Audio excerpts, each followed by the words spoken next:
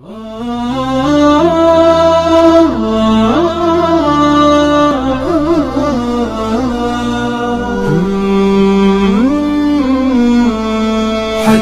حذيفة بالذي قال الرسول.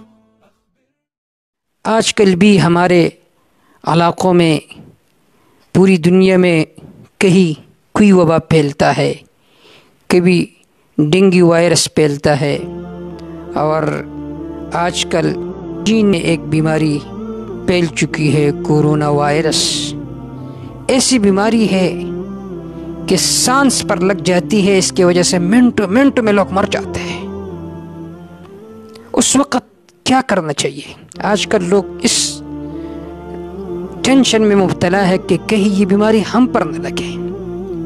ایک کام تو یہ کرنا چاہیے کہ اللہ رب العزت کے ذات کی طرف متوجہ ہونا چاہیے. اور جو لوگ چینیز زبان سمجھتے ہیں، جانتے ہیں، انہیں میں یہ دعوت فکر دیتا ہوں کہ وہ ضرور اس پر بات کرے کہ چائنا والو، تم تو اللہ کے ذات کے منکر ہو، دہریہ ہو. کوئی ذات تو ہے جس نے تمہارے اوپر یہ بیماری لائی ہے، لہٰذا اس ذات کو مانو. تو اس میں ایک سبق ہے تمام انسانوں کے لیے کہ بیماری لانے والا اللہ ہے، اور دنیا میں جو کچھ ہو رہا ہے اس کا موجد صرف اللہ رب العزت کی ذات ہے، کوئی اور نہیں ہے. تو اس وقت مسلمانوں کو کیا کرنا چاہیے؟ ایک انسان ہونے کے ناطے جس پر بھی کوئی بیماری آئے تو ہمدردی ہونی چاہیے.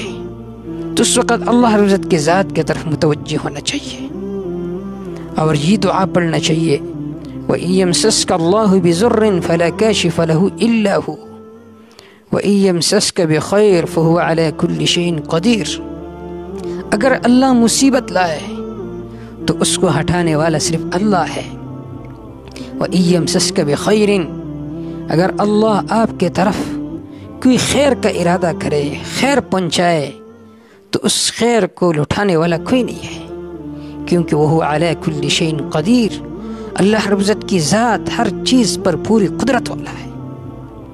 اور اس کے ساتھ ساتھ اس دعا کو بھی اپنے معمولات میں رکھنا چاہیے صبح و شام. اللہم عافنی فی بدنی، اللہم عافنی فی سمعی، اللہم عافنی فی بصری، لا الہ الا انت. اللہم عافنی فی بدنی، اے اللہ میری بدن میں عافیت عطا فرما کہ اس میں بیماری نہ ہو، اس میں ٹینشن نہ ہو. اللہم عافنی فی سمعی، میرے کانوں میں عافیت عطا فرما. اللہم عافنی فی بصری، میرے آنکھوں میں عافیت عطا فرما. لا الہ الا انت، اس لیے کہ عافیت دینے والا تو ہی ہے. اور اس دعا کو بھی اپنے معمولات میں رکھنا چاہیے. اللہم انا نسألک المعافات فی الدنیا والآخرہ ودوام العافیہ. اے اللہ میں آپ سے عافیت والی زندگی چاہتا ہوں، دنیا میں بھی، مرنے کے بعد بھی، اور آخرت میں بھی.